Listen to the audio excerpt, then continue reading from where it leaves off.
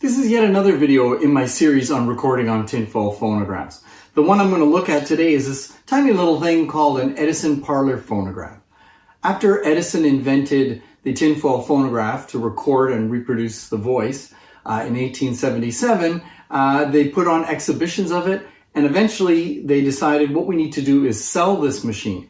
So they came up with this small little machine as something to use in the home. It wasn't super successful. They're extremely rare and quite valuable because it's an Edison tinfoil machine.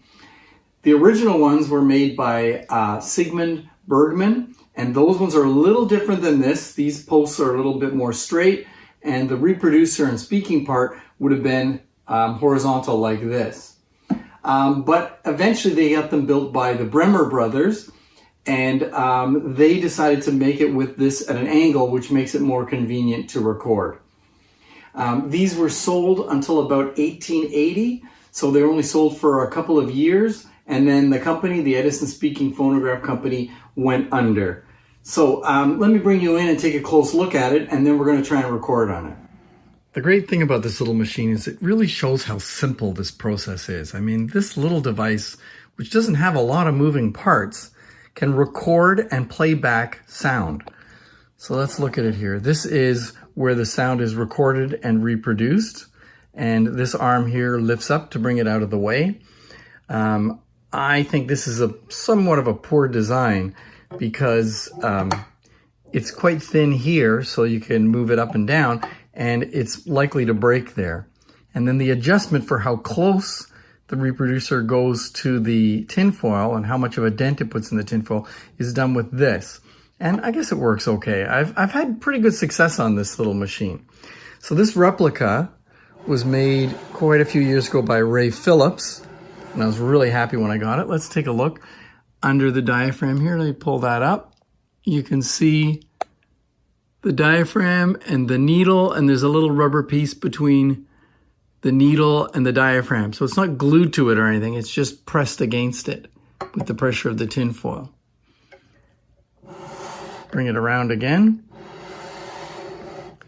On the mandrel, there's a slot in it. They felt that this was a good way of wrapping the tinfoil on it, and then you usually put something in to wedge the tinfoil in there, but I found that doesn't work so well, so I'm going to try it a little bit differently. You'll see when I do that. And then there's this ring, which is supposed to hold the tinfoil on. So let me put the tinfoil on it, and we'll give it a try. Okay, I'm using heavy-duty tinfoil that I bought in a grocery store. So it's nothing super special, just a little thicker than the regular foil. They would have used something made out of actual tin. So let me put that there. I'm always worried about breaking that part. I've seen some of them broken. And I wrap the tinfoil.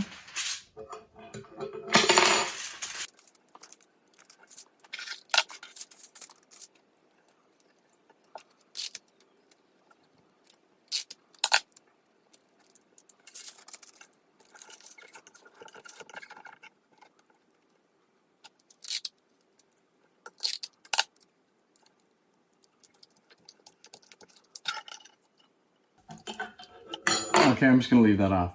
This isn't how, strictly speaking, it was intended to be used, but this is how I found it works best.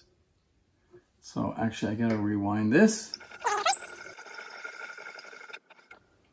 All right, now I got to do the fiddly bit where I adjust this screw. And on this machine, it's not.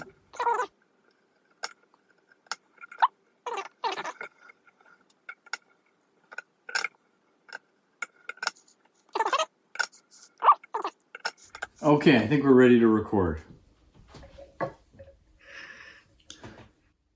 Test number 2 of the Edison Parlor tinfoil.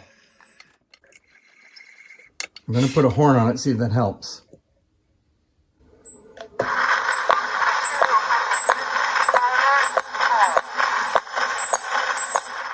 It's getting better. I'll try it one more time. Test number 3 of the Edison Parlor tinfoil. Let's hope it works this time. All right, hopefully 3 times the charm. Let's see.